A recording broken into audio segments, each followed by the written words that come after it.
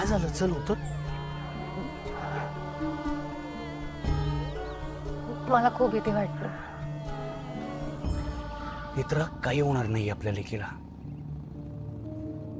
माझी नेक नेत्राच्या पोटी जन्म घेते. संकटांशी कसं लढायचं याचं ट्रेनिंग घेऊनच ती जन्माला येणार. आणि माझ्या लेकीची आई इतकी शूर आहे, माझी लेक किती शूर असेल. आई कितीही धाडसी असली तरी प्रश्न जेव्हा तिच्या बाळाचा असतो तेव्हा तिचं सुद्धा अवसान गळून पडतं. बरोबर आहे तुझं. काय काय? एक मिनिट. काय झालं? ओ, ओके ओके. माझी लेक म्हणतीये की बाबा आईला जरा ओरड. सतत टेन्शन घेत असते, चिडली आहे तुझ्यावरती.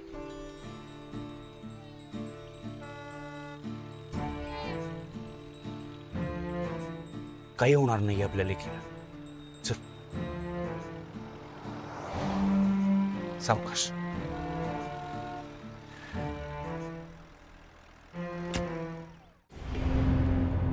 या घरातल्या एकाचं प्रेत.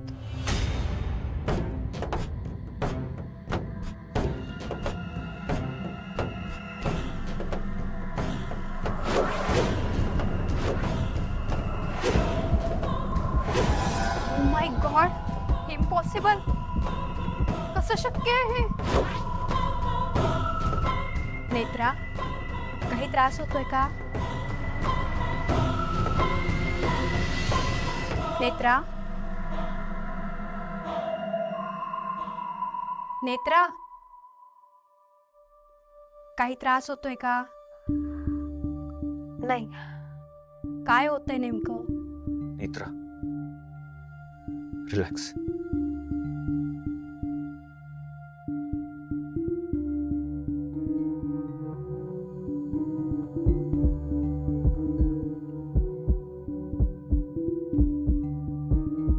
फॅन्टॅस्टिक.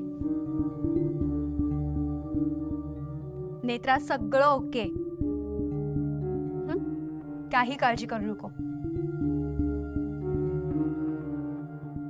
या आपण बाहेर बोलूया.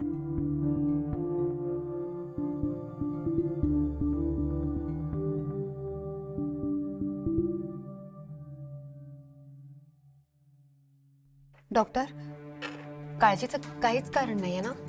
काळजीचं काही कारण नाही. आणि तू अजिबात टेन्शन घेऊ नको. बाळाची वाढ अगदी व्यवस्थित आहे. पण मला एक कळत नाही, तुम्ही टेन्शन कसलं घेतलंय नेमकं? मिस्टर राजाध्यक्ष, काय प्रॉब्लेम आहे? तिच्या पल्सही हाय होत्या. कसला विचार करते एवढी? डॉक्टर, ऍक्च्युली ते 2-3 दिवस ना माझी खूप धावपळ झाली होती, त्यामुळे थोडी काळजी वाटत होती, बाकी काही नाही. काळजी वाटणं चांगलंच आहे, पण तू एवढी धावपळ का करतेस? काळजी वाटण्यापेक्षा काळजी घेणं कधीही चांगलं, नाही का? एक लक्षात ठेव, अजिबात पॅनिक होऊ नको. आणि ठरलेल्या तारखेलाच आपण चेकअप करत जाऊया. हो. नेत्रा, एक गोष्ट सांगू? मीही 2 मुलांची आई आहे. आई होणं ही आयुष्यातली सर्वात सुंदर गोष्ट आहे. त्याचा तू आनंद घे, टेन्शन नाही. आणि धावपळ करायची नाही.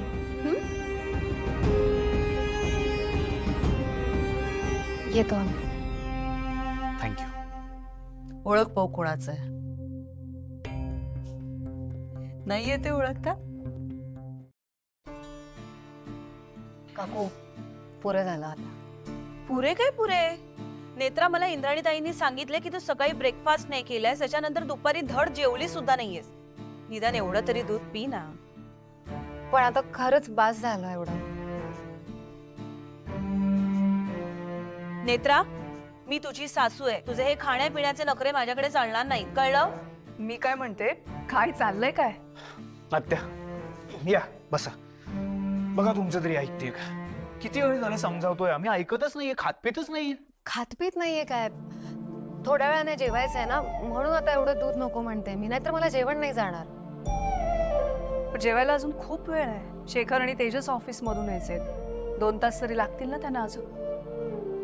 त्यानंतर जेवायचंय. आत्या पण आत्या वगैरे काही नाही, पटकन संपव. चल चल चल. तुला ना नेत्रा हे असंच पाहिजे. माझं ऐकत नाहीस ना तू. चल संपवता.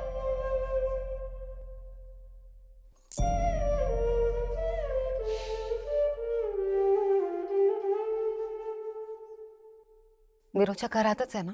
हो, घरातच आहे. पण तू त्याचा विचार करू नकोस. आणि आता हा विरोचक पूर्वीचा विरोचक नाहीये. म्हणजे सकाळी ते कणकेचं वगैरे सगळं झालं, त्यानंतर मी तिच्या खोलीत गेले होते.